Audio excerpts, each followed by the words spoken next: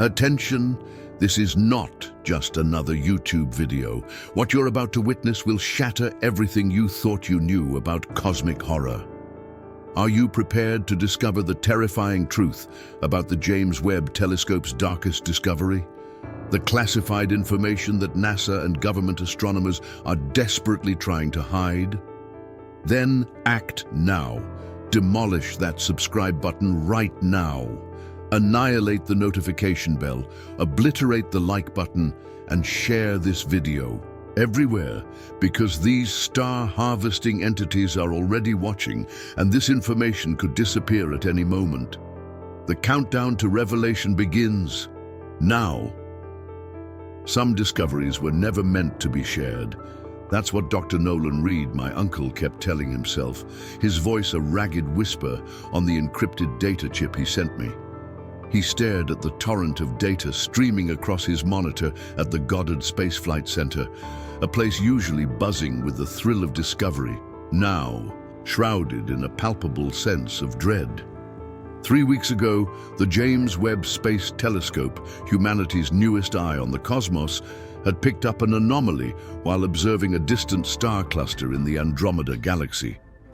Not just any anomaly, unprecedented energy signatures, patterns that pulsed with a terrifying, unnatural rhythm. The team, my uncle said, had initially tried to write it off as an instrument error, a sensor ghost, a data glitch, wishful thinking. But Uncle Nolan knew better. He'd spent his life deciphering the whispers of the universe. And these weren't whispers, these were screams. The signature patterns were too structured, too deliberate, too intelligent. Whatever they were looking at, it defied all known natural stellar physics. It was a middle finger to the laws of the universe as we understood them. I know this because Uncle Nolan, a man who once explained the beauty of nebulae to me with tears in his eyes, was not prone to exaggeration. And 2 nights before he disappeared, he sent me everything, every classified file, every suppressed report, every frantic whispered note. My name is Jack Harlow. I'm not an astronomer, not a scientist. I'm just a 32-year-old park ranger at Olympic National Park in Washington State, a world away from the sterile labs and hushed secrets of NASA.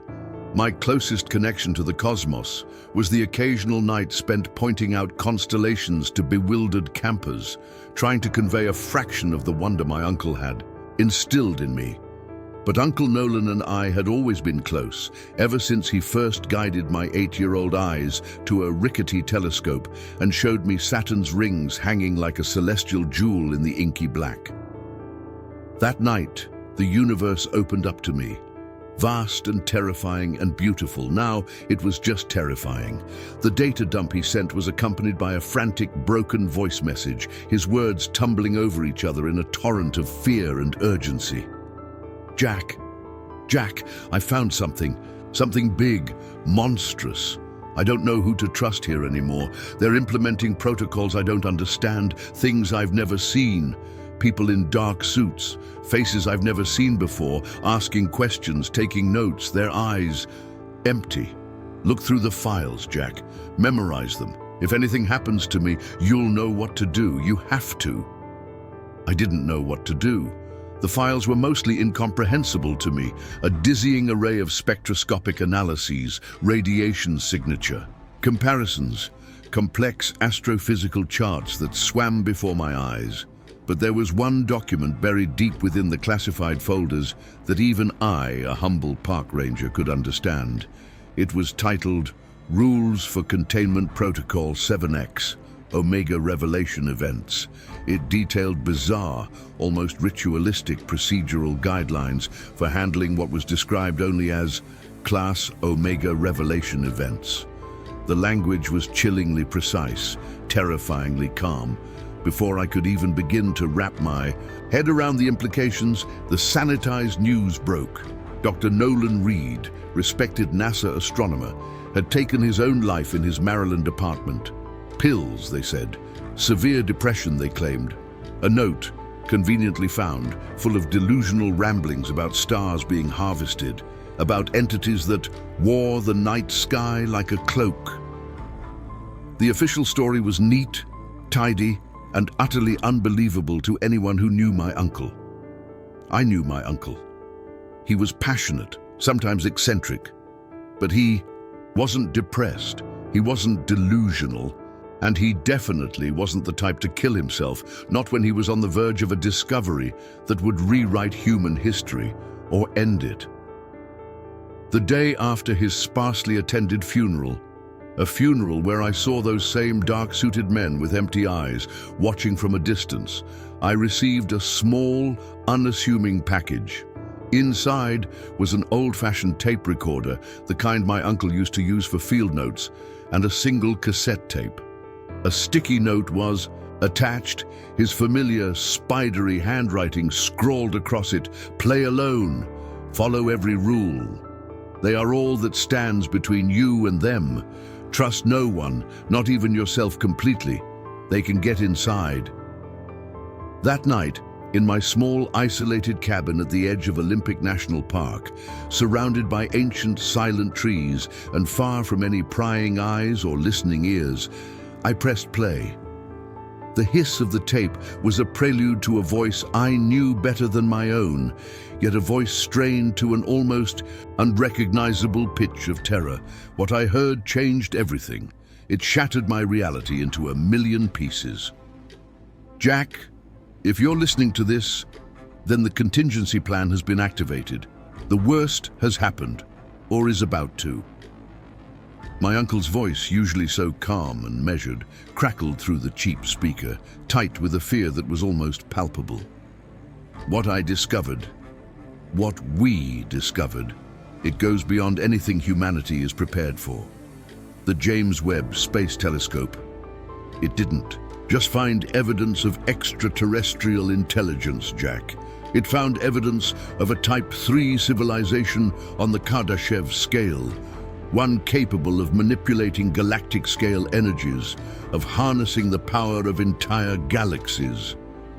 He paused, and I heard the rustle of papers, the clink of ice in a glass. My uncle always drank scotch when he was deeply troubled. "But they're not builders, Jack," he continued, his voice dropping to a conspiratorial whisper that sent shivers down my spine. "They're not explorers, they're harvesters. And we, in our arrogant search for knowledge, have caught their undivided, malevolent attention. We rang the dinner bell across the cosmos.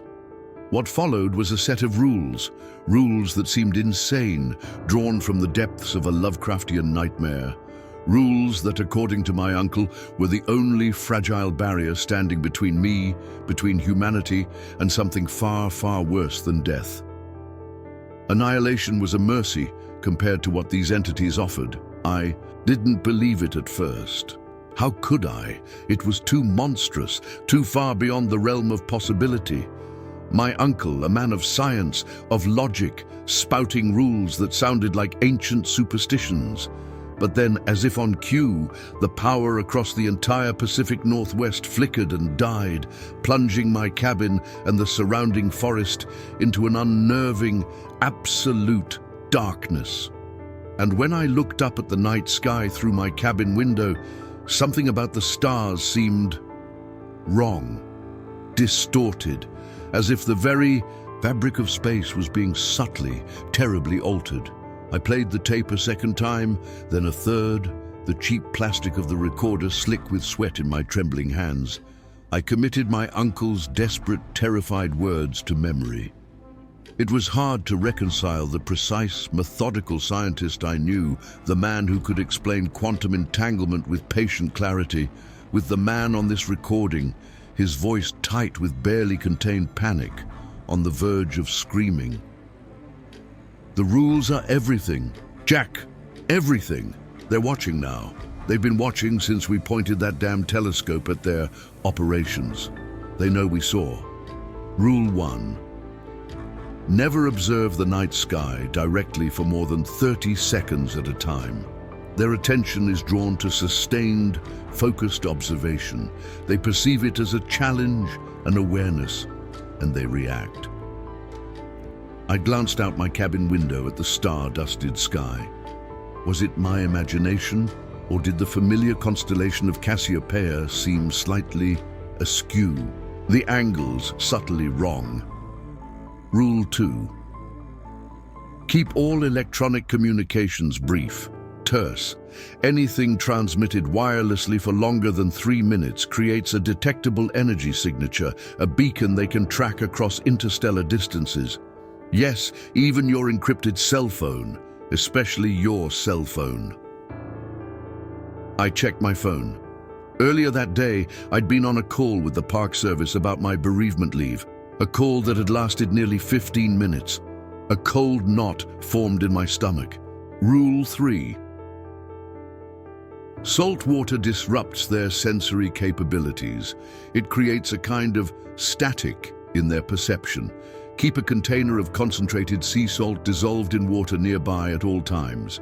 If you sense their presence, a sudden, unnatural drop in temperature, unexplained electronic interference, the overwhelming sensation of being watched by something ancient and vast, immerse something of yours, something personal, in the solution immediately. It can buy you moments. I snorted at that. A brief, hysterical sound. It sounded like folk magic, like something out of a grimoire, not a scientific protocol. But I found myself heading to my kitchen anyway, my feet moving as if on autopilot, pulling out the large container of coarse sea salt I used for cooking, my hands shaking as I mixed a dense solution. Rule 4. They cannot easily perceive you if you are in complete, absolute darkness. No light. If the other countermeasures fail, darkness is your last resort, your sanctuary. But remember, no electronic lights whatsoever, no LEDs, no phone screens, nothing. They sense those emissions most easily. They see in spectra we can't imagine. The power was already out, a chilling coincidence. But I reached out and deliberately turned off my battery-powered lantern anyway, plunging the cabin into a pitch blackness, broken only by the faint, ghostly moonlight filtering through the grimy windows. Rule 5. Never speak about them aloud, especially not about what they are doing to the stars, their methods, their nature. Vibrations in the air, specifically human vocal cords discussing them with understanding, create a beacon effect, a resonance they can pinpoint with terrifying accuracy. I wondered, with a fresh wave of nausea, if I'd already broken that rule, muttering to myself earlier about star harvesters after listening to the tape. Had I already signed my own death warrant? After the initial shock, the sheer, overwhelming absurdity of it all threatened to consume me. My rational mind, the mind of a park ranger who dealt with lost hikers and bear sightings, wanted to write it all off as the tragic delusions of a brilliant man broken by stress, by grief, or by some undiagnosed mental illness. It was easier, safer, to believe my uncle had simply lost his mind. Rule 6. If you notice any star, any point of light in the sky, flickering in a perfect, unnatural rhythm, like a metronome, a heartbeat, do not look at it for more than a single second. Avert your gaze immediately. This is a harvesting event in progress. To witness it directly is to invite their focused attention. My uncle's voice changed on the recording then, becoming even more urgent, more desperate, laced with a raw terror that chilled me to the bone. Rule 7. And this, Jack. This is the most important rule of all. The one that might keep you alive when nothing else will. If you observe figures moving at the periphery of your vision, figures that seem to elongate, to compress, to move with an unnatural fluidity as if unbound by normal physical laws, do not acknowledge them.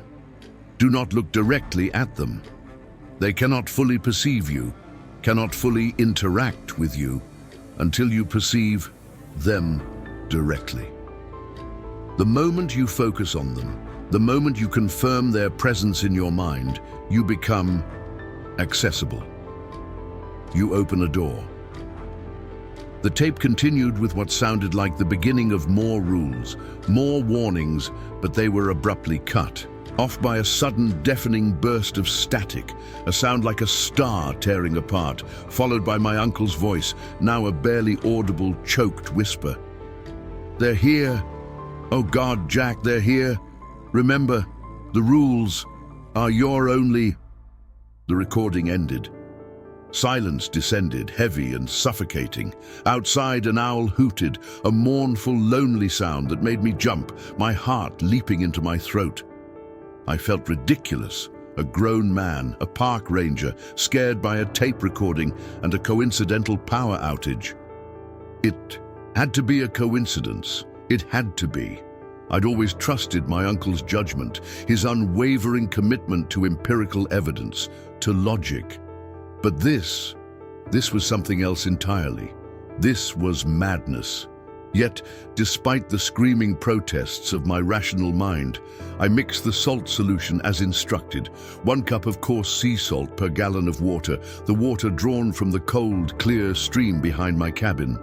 I set the heavy container on my coffee table, a talisman against an unbelievable threat, just in case. Then I tried my phone again. No signal, not entirely unusual this deep in the park, especially during widespread power outages. But tonight, it felt different, more ominous. I decided to drive into Port Angeles, the nearest town. I needed supplies, batteries, maybe some human contact to clear my head, to ground myself in reality. My old Jeep, thankfully, started fine, its headlights cutting through the dense, chilling Washington fog that had begun rolling in from the coast, swallowing the ancient trees. The forest road was deserted, the tall pines looming on either side like silent, disapproving sentinels, their branches skeletal against the unnaturally dark sky. About halfway to Port Angeles, a journey of perhaps 20 miles, my radio suddenly switched on by itself, the volume blasting. It cycled rapidly, erratically through stations, snatches of static, fragments of forgotten songs, whispers of foreign languages, before settling on a high-pitched, piercing static that made my teeth ache. The temperature inside the car plummeted, my breath fogging in front of my face despite the heater running full blast. The digital clock on the dashboard dissolved into a scramble of alien symbols. "Just a malfunction," I muttered, my voice trembling, trying to turn the radio off. The knob came off in my hand, cold and inert. That's when I saw it. Through a momentary break in the fog, a star, pulsing in the night sky with a horrifying mechanical precision. 1, 2, 3, 4, 1, 2, 3, 4, perfect metronomic intervals like a cosmic heartbeat or a countdown. Rule 6. Do not look for more than a second. I jerked my eyes away, heart hammering against my ribs so hard I thought they might break. The road ahead seemed to warp, to shimmer, the yellow center line rippling like a ribbon in water. At the very edges of my vision, something tall and impossibly thin seemed to be pacing my Jeep, moving in long, impossible bounds, through the dense forest, keeping pace effortlessly. Rule 7. Do not acknowledge the peripheral figures. I kept my eyes locked on the road directly ahead, gripping the steering wheel so hard my knuckles were white, the plastic groaning under the pressure. The figure or figures kept pace, growing closer, their forms seeming to elongate and compress with each unnatural movement, like shadows stretching and snapping back. "It's not real," I whispered, the words catching in my dry throat. I immediately regretted speaking aloud. Rule 5. Don't talk about them. The radio static intensified, organized itself into a pattern that almost sounded like words, a guttural, multi-toned voice trying to form itself from the white noise, whispering my name. The headlights flickered, died, then flared back to life, and for a horrifying instant, I saw them. Dozens of elongated, impossibly thin figures standing in the road ahead, their proportions all wrong, torsos too long, limbs bent at unreal, inhuman angles, their featureless heads tilted as if in curiosity. Then the lights stabilized and the road was empty again, or so it seemed. I slammed on the brakes, the Jeep skidding on the slick asphalt. I fumbled in my pocket for the small vial of concentrated salt water I'd inexplicably brought along, following some primal instinct I couldn't explain. My hands were shaking so violently I could barely unscrew the cap. I dipped my car key into the solution, watching as the clear liquid clouded momentarily, then cleared again. The radio went silent, the temperature in the car normalized. Whatever had been keeping pace with my car, whatever had been standing in the road, was gone. Or at least I could no longer sense it. I made it to Port Angeles without further incident, but the entire town was dark. The power outage was widespread, far more extensive than I'd initially thought. An unusual number of people were standing in the streets, clustered in small, silent groups, looking up at the night sky with expressions I couldn't quite read, a mixture of awe, confusion, and a dawning, terrible fear. I parked near a convenience store that was operating on a noisy generator, its windows casting a pale, flickering light onto the darkened street. I went inside, the bell above the door jangling with an almost mocking cheerfulness. The owner, Pete Lawson, a man I'd known for years, a man who usually greeted me with a booming laugh and a bad joke, barely acknowledged my presence. His eyes, wide and bloodshot, were fixed on a small portable TV perched on the counter, its screen showing grainy news coverage. Unexplained astronomical phenomenon affecting star visibility across the entire northern hemisphere, the reporter was saying, her voice strained. NASA officials have declined to comment on widespread speculation that the James Webb Space Telescope may have malfunctioned, or perhaps, as some fringe theories suggest, detected something unexpected. I froze, listening intently. The mundane items in my shopping basket, batteries, water, canned food, suddenly feeling absurdly inadequate. In related news, the reporter continued, her image flickering, a memorial service was held today for Dr. Nolan Reed, the senior NASA astronomer who reportedly took his own life last week. Sources close to the investigation suggest Dr. Reed had been experiencing severe psychological distress, possibly related to his recent work on the Webb telescope project and its controversial findings. Pete finally noticed me, his gaze shifting from the TV, though his eyes remained distant, unfocused. "Jack, your uncle, wasn't it?" "Sorry, man. Terrible thing. Heard he was a good guy." I nodded, unable to speak, a lump forming in my throat. "Stars are all wrong tonight, Jack," Pete continued, his voice low, looking out the store window at the darkened street. "Never seen anything like it. People saying it's satellites or atmospheric conditions or some damn military experiment. But..." He trailed off, shaking his head slowly, a deep unease settling in his features. As I gathered my supplies, I couldn't shake the unnerving feeling that everyone else in the small store was watching me, their gazes sliding away whenever I tried to meet their eyes, a silent, covert scrutiny. When I went to pay, Pete leaned in close, his breath smelling of stale coffee and fear. "Your uncle," he whispered, his eyes darting around the empty store. He called me 3 days before he, asked about you. Said to tell you if I saw you, that they can wear people, Jack, like clothes." Pete's expression didn't change as he handed me my change, his face a mask. Didn't know what he meant, still don't. Sounded crazy. My blood ran cold. That hadn't been on the tape. "They can wear people." The phrase echoed in my mind, a new, terrifying dimension to the nightmare. Pete's words, my uncle's warning, the strange behavior of the people in the town. It all started to coalesce into a horrifying, unbelievable pattern. I drove back to my cabin, the supplies stacked in the back of my Jeep, my mind reeling. The road seemed even darker now, the fog thicker, clinging to the asphalt like something alive, sentient. I kept the radio off, the silence in the car a heavy, oppressive blanket.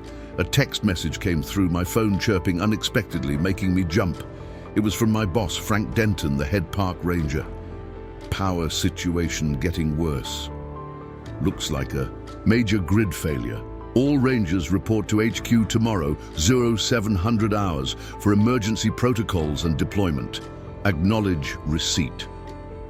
I texted back a quick, terse acknowledgement. Received, Harlow.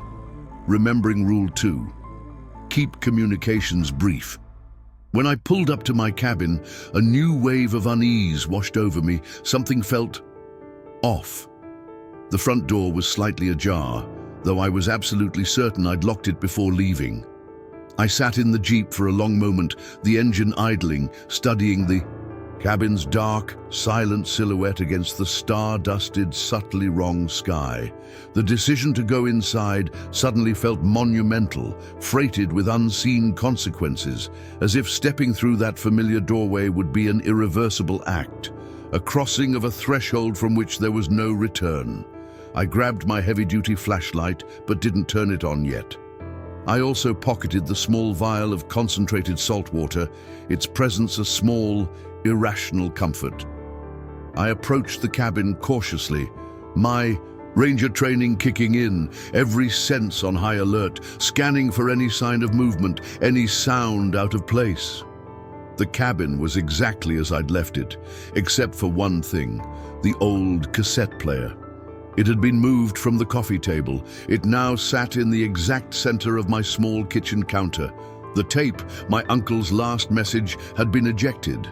As I moved cautiously toward it, my boot crunched on something sharp. Looking down, I saw the shattered remains of the heavy glass container of salt water I'd mixed earlier. It lay in 1,000 pieces on the wooden floorboards, the concentrated salt solution soaked into the old wood, already starting to crystallize at the edges. My hands trembled as I picked up the ejected cassette tape and examined it.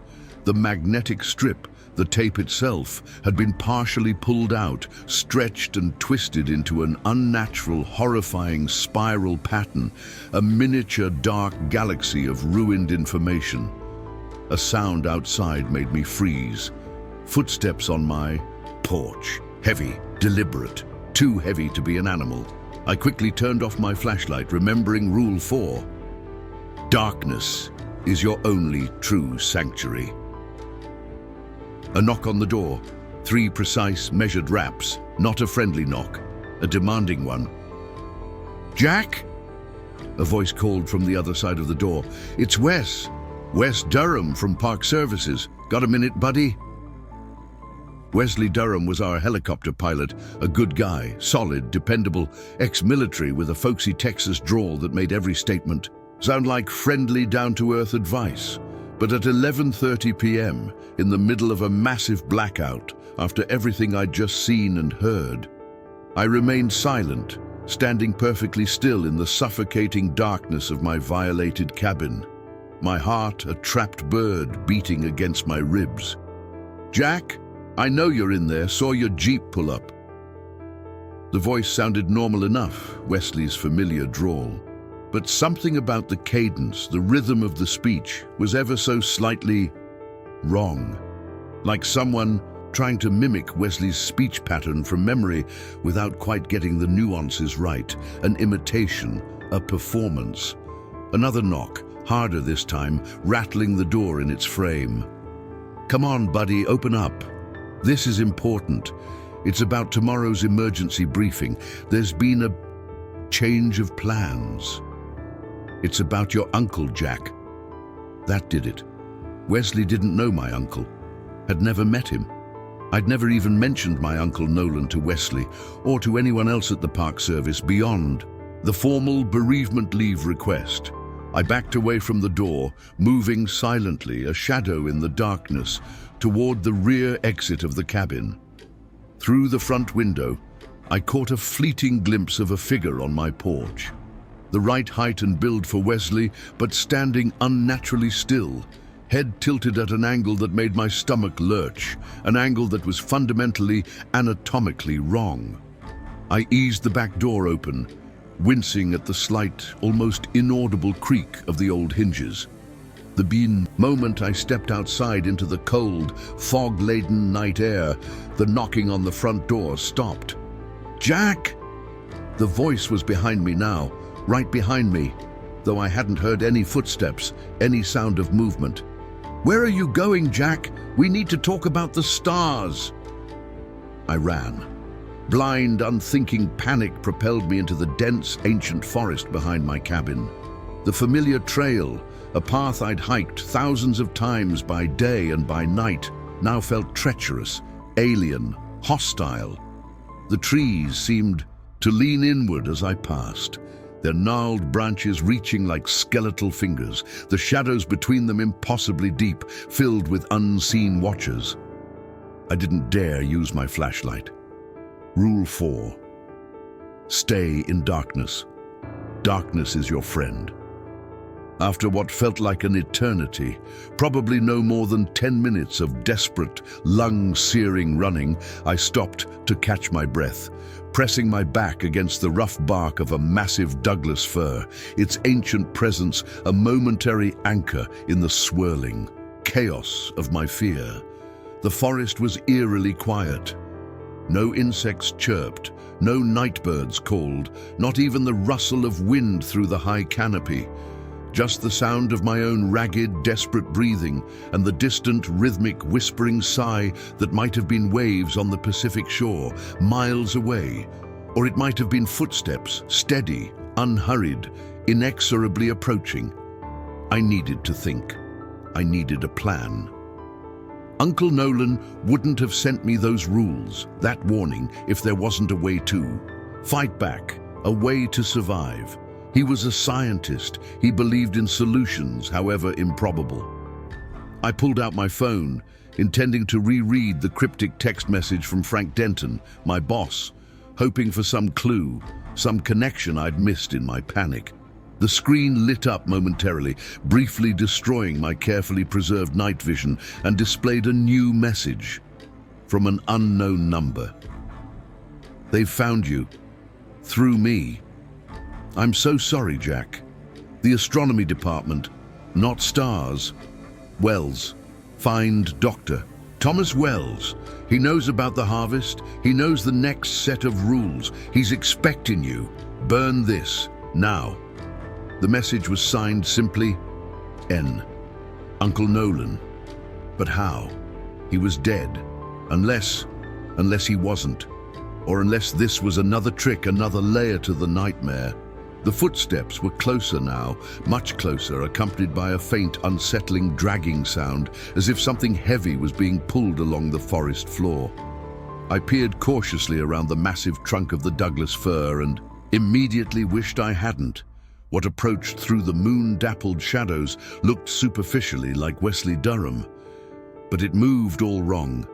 Each step was too long, too fluid, as if its joints weren't quite solid, as if its bones were made of something malleable. Its head, Wesley's head, swiveled in a complete impossible circle as it walked, its eyes glowing with a faint internal luminescence, scanning the darkened forest with predatory intensity. "I can smell your fear, Jack," said the thing wearing Wesley's face. Its voice now dropped all pretense of humanity, becoming a multi-toned, guttural chorus that seemed to come from everywhere and nowhere at once. "It's delicious. Your uncle thought he could hide from us too. He was mistaken." I clutched the small, forgotten vial of concentrated salt water in my pocket, its presence suddenly feeling like the only real thing in a world gone mad. I wondered, with a surge of desperate hope, if such a small amount would do anything. Against them. My mind raced, desperately trying to process the impossible, the rules, the harvest, Dr. Thomas Wells, the creature advancing on me, wearing the skin of a man I knew. It was too much, a tidal wave of cosmic horror threatening to drown me. But Uncle Nolan's last message, the one on the phone, offered a sliver of hope, a direction. "Find Dr. Thomas Wells. He knows the next set of rules." That had to be my priority. Survival first, then answers. The Wesley thing took Another fluid, boneless step closer, its glowing eyes fixing on my hiding place. It knew I was there. The pretense was over. There's no use hiding, Jack. We can see you in the spaces between the darkness. We can taste your terror on the quantum foam. Your uncle's rules, they are amusing, primitive. They only delay the inevitable. I had to create a diversion, buy myself time. My ranger training, usually focused on bear encounters or lost hikers, offered little guidance for dealing with dimension-hopping, body-snatching cosmic entities. But one principle always held true: know your environment. I knew these woods better than anyone. I knew the hidden game trails, the treacherous ravines, the ancient, hollowed-out cedar tree, not 50 yards from where I stood. With a surge of adrenaline, I broke from cover, not deeper into the forest, but angling towards the steep, unstable cliff edge that overlooked the Elwha River, a roaring torrent far below. It was a gamble. If I slipped, I was dead. But if the Wesley thing followed, its unnatural form might not be suited for such treacherous terrain.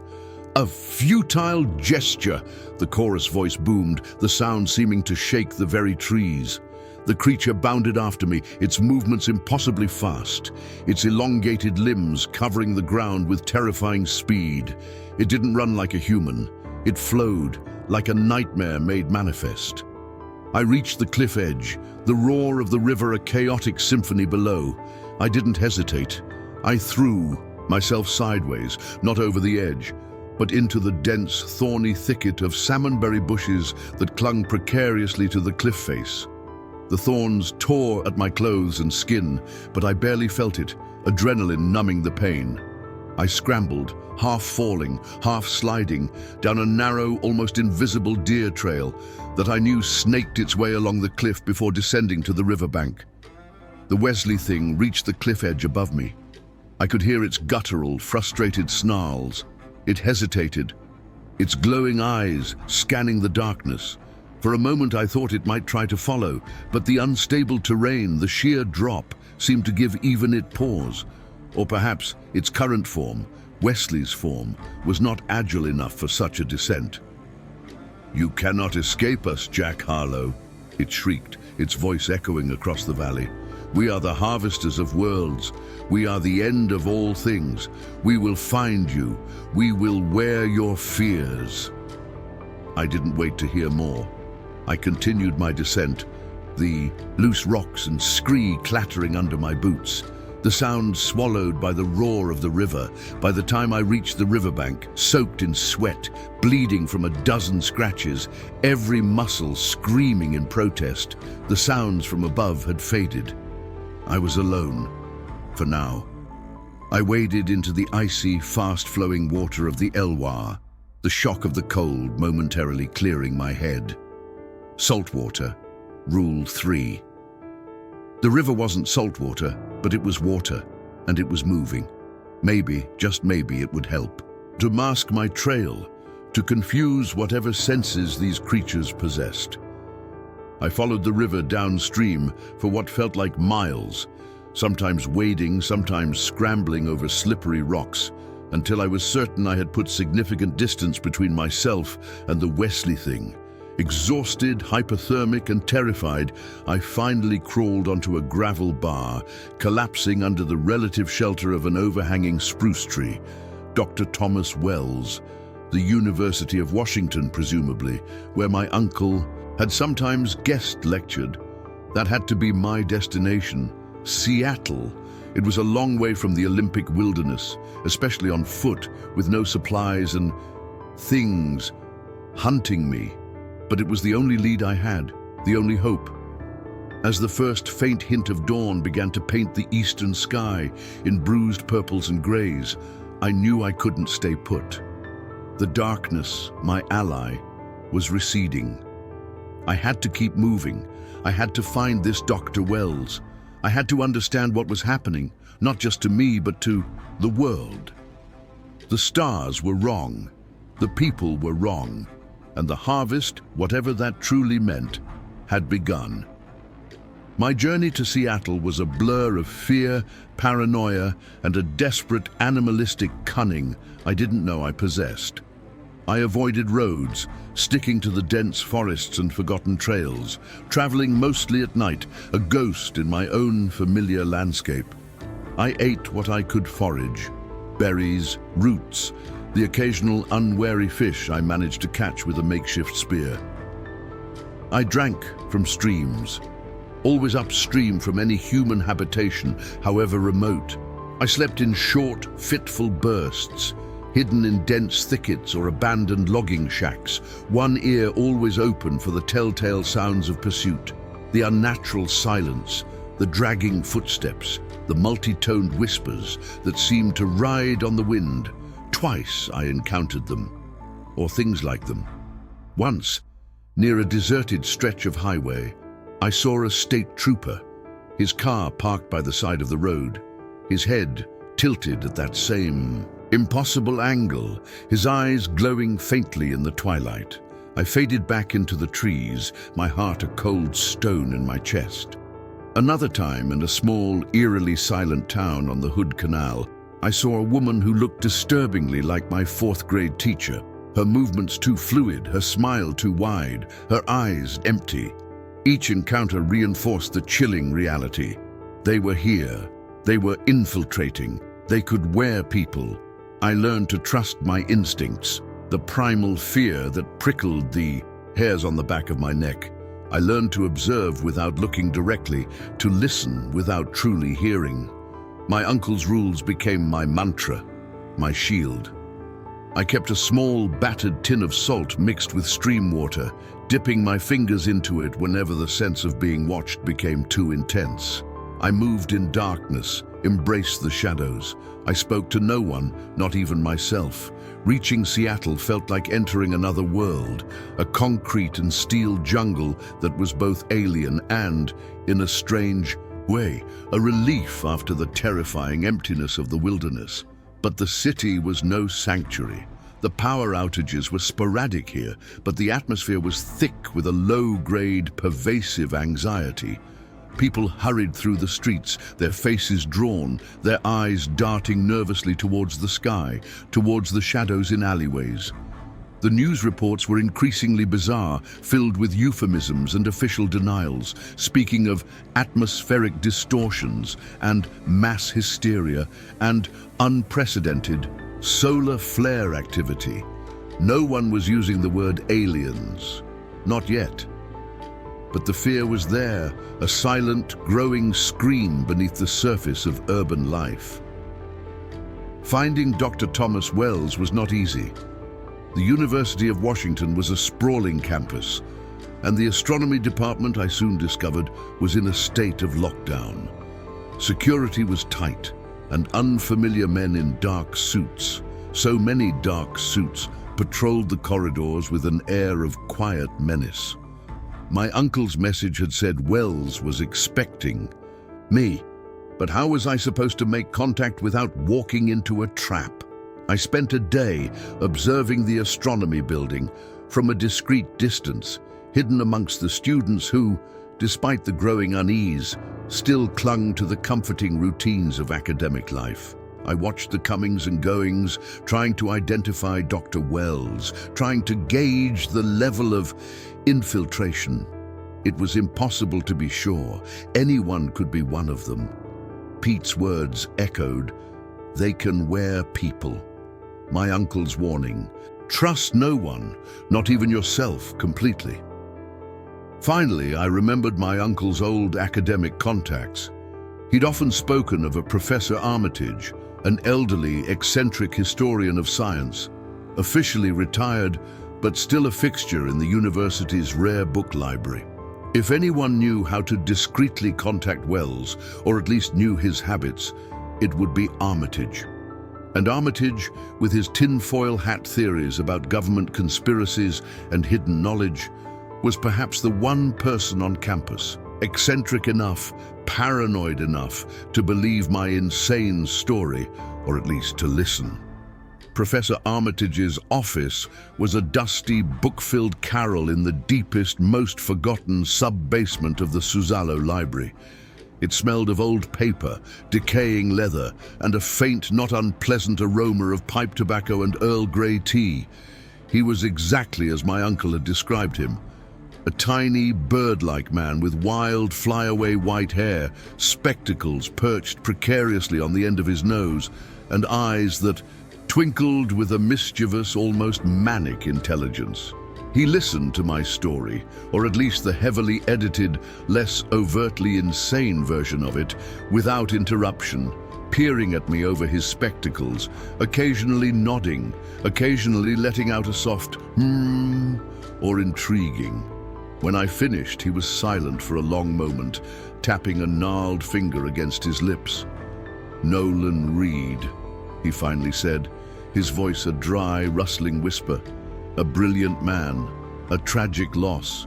Or perhaps," he added, his eyes glinting, not a loss at all, but a strategic retreat. "You knew him well?" I asked, hope flickering. "As well as anyone could know Nolan," Armitage replied. "A man who walked the line between genius and other places. He dabbled, you know, in things beyond the accepted paradigms, ancient astronaut theories, the mathematics of forgotten civilizations, the music of the spheres, as the ancients called it."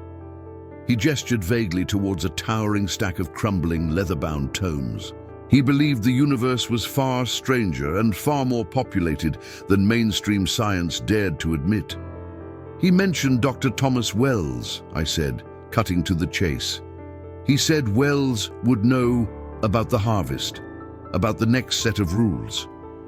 Armitage's expression sharpened. "Ah, yes, Thomas Wells, another unconventional thinker, a brilliant astrophysicist, but ostracized by many for his theories on, well, let's just say non-standard stellar evolution. He and Nolan, they were kindred. Spirits, two Cassandras shouting warnings into the wind." He leaned forward, his voice dropping even lower. "Wells has gone to ground, young man. After Nolan's incident and the subsequent official inquiries, he became reclusive, difficult to reach. For good reason, I suspect. But you know how to find him," I pressed, my desperation mounting. Armitage smiled, a slow, conspiratorial grin that crinkled the corners of his eyes. "Perhaps Thomas is a creature of habit, and he has a particular fondness for the old ways. The ways before everything became digital, trackable." He scribbled something on a small yellowed card, an address, not on campus, but in an old, slightly dilapidated neighborhood near the ship canal. "Go there, tonight, after midnight. Use the phrase, 'The stars are not what they seem.' If it is indeed Thomas, and if he is himself, he will understand." "And if he's not?" I asked, the fear a cold knot in my stomach. Armitage's smile faded. "Then, my dear boy," he said softly, his eyes filled with a sudden ancient sadness, "run, run and do not look back, and may whatever gods you believe in have mercy on your soul." The address led me to a narrow, three-story Victorian house, its paint peeling, its windows dark, nestled between two modern apartment buildings on a quiet, tree-lined street. It looked abandoned, forgotten by time, a relic of a bygone era. But as I approached, staying in the shadows, I noticed subtle signs of habitation. A faint light, flickering behind heavy curtains on the top floor, the fresh absence of cobwebs around the front door, a barely perceptible hum of electricity. I waited until the witching hour, midnight, when the city's rhythms slowed, when the darkness was deepest. Then, heart pounding, I approached the front door. No doorbell, just an old-fashioned brass knocker in the shape of a coiled serpent. I rapped 3 times, the sound seeming to echo in the quiet street. For a long moment, nothing. Then, a soft shuffling from within, The creak of floorboards, a shadow passing behind the frosted glass panel in the door, the metallic rasp of multiple locks being disengaged. The door opened a crack, revealing a sliver of a face. A single bloodshot eye, a portion of a gaunt cheek, a wisp of unkempt grey beard. "Who are you?" The voice was a hoarse whisper, tense with suspicion. "Jack Harlow," I replied, keeping my voice low. "Nolan Reed's nephew. Professor Armitage sent me." The eye narrowed, studying me intently. "Armitage is a fool, a brilliant fool, but a fool nonetheless. What do you want?" I took a deep breath. "The stars are not what they seem." The effect was immediate. The eye widened, then darted left and right, scanning the street behind me. "Inside, quickly." The door opened just wide enough for me to slip through, then closed immediately, the locks engaging with a series of metallic clicks. I found myself in a narrow hallway, dimly lit by a single, low-wattage bulb. The air was stale, heavy with the scent of old books, chemical preservatives, and something else, something acrid and alien. The man who had let me in, presumably Dr. Thomas Wells, was tall, painfully thin, with wild grey hair and a beard that seemed to have been trimmed with garden shears. He wore a stained lab coat over rumpled pajamas, his feet bare on the dusty hardwood floor. "Follow me," he said curtly, not meeting my eyes. "Don't touch anything. The walls have sensors. The floors too. They can detect the slightest vibration, the faintest electromagnetic disturbance." He led me up a creaking staircase, past a landing filled with stacks of scientific journals and strange blinking electronic equipment, to the top floor. A vast open space that must once have been an attic, but had been converted into a combination laboratory, observatory, and living quarters. The ceiling was dominated by a large retractable skylight, currently closed. One wall was covered in monitors displaying astronomical data, star charts, and what looked like complex mathematical equations. Another was plastered with newspaper clippings, scientific papers, and hand-scrawled notes connected by a web of red string, like the work of a conspiracy theorist or a detective tracking a particularly elusive serial killer. "You're Nolan's nephew," Wells said. Not a question, but a statement. He gestured to a worn armchair, the only piece of furniture in the room that wasn't covered in papers or equipment. "Sit.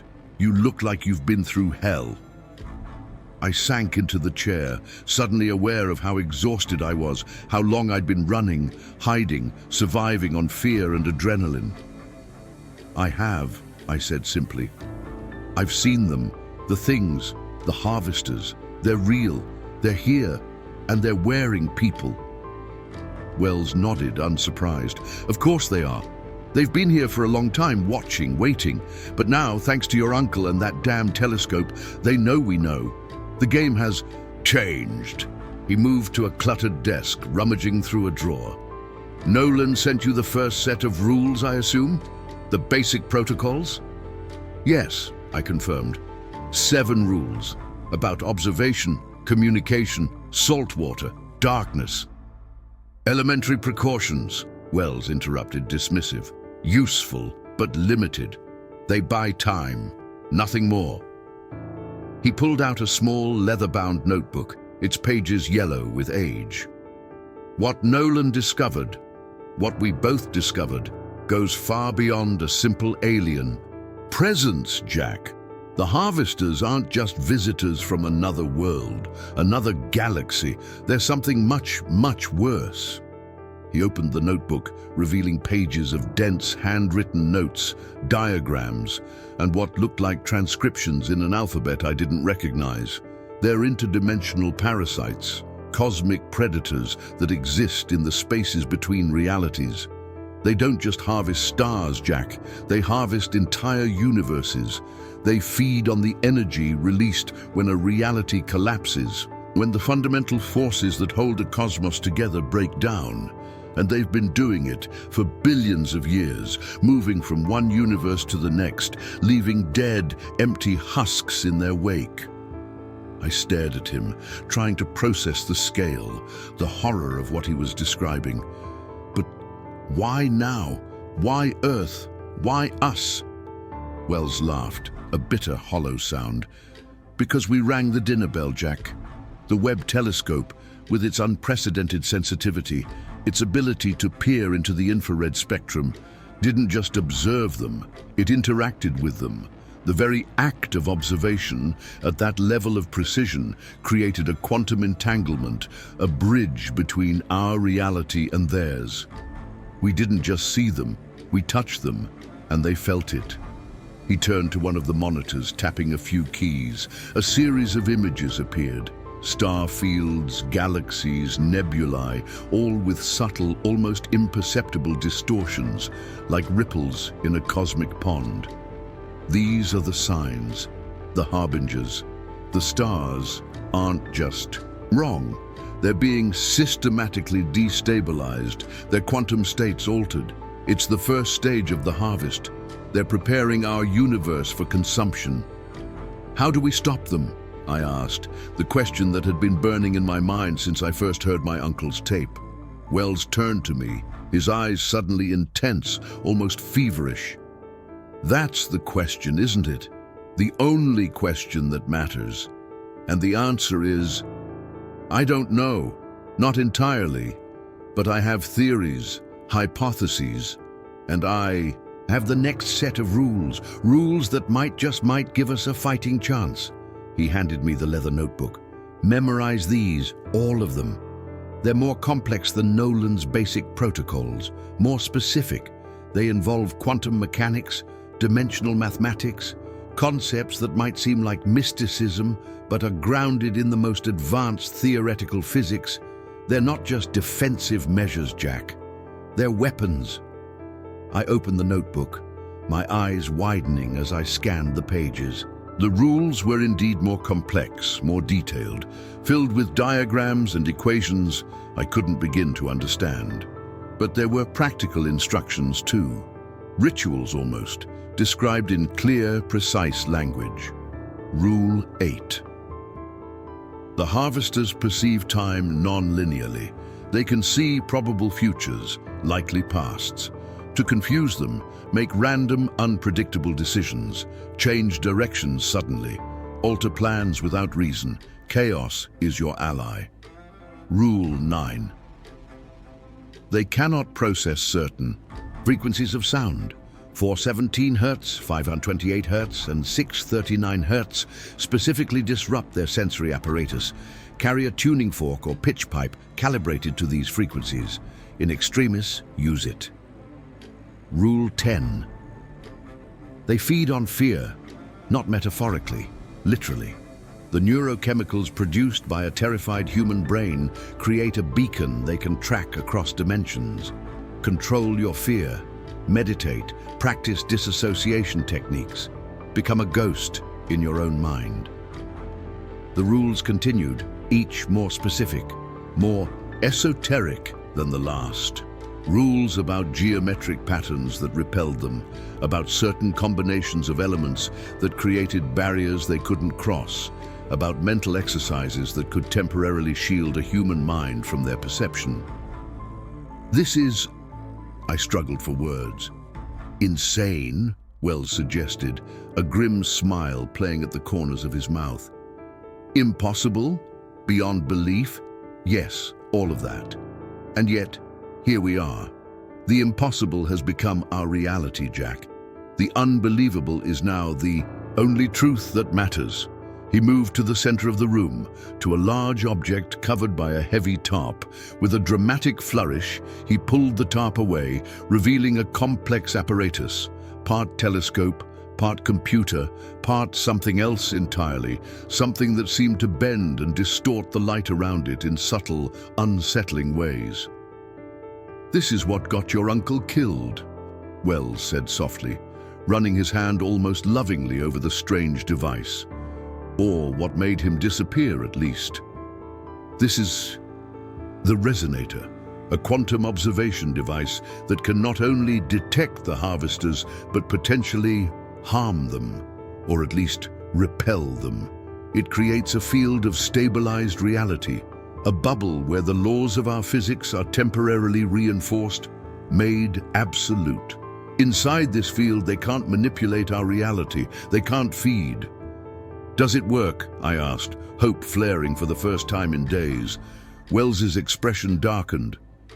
"Sometimes, when the conditions are right, when the stars align, quite literally. But it's dangerous, Jack. Incredibly dangerous. Using it is like lighting a signal fire in the dark. It repels them, yes, but it also alerts them. It tells them exactly where to find the source of the disruption, where to find us." He turned to me, his eyes burning with a desperate intensity. "Your uncle and I, we had a plan. A desperate, probably suicidal plan. We were going to build a network of these devices, a global grid of resonators, all activated simultaneously. A coordinated strike against their incursion. But then Nolan disappeared. And I've been hiding, waiting, trying to perfect the design, trying to find allies I can trust." "And now?" I asked, sensing the weight of the moment, the pivot point of history. "Now you're here," Wells said simply. "Nolan's blood, the nephew he always spoke of with such pride, the park ranger who knows the wilderness, who can move unseen, who can survive. Perhaps you're the missing piece, the variable we needed." He moved to a cluttered workbench, picking up what looked like a modified smartphone, its case covered in strange symbols etched into the metal. "This is a detector, crude, limited in range, but effective. It can identify them, the ones wearing human skins. Not with perfect accuracy, but better than nothing. Take it, use it. Trust no one who doesn't register as fully human." I took the device, turning it over in my hands. It was heavier than it looked, warm to the touch, humming with a subtle vibration.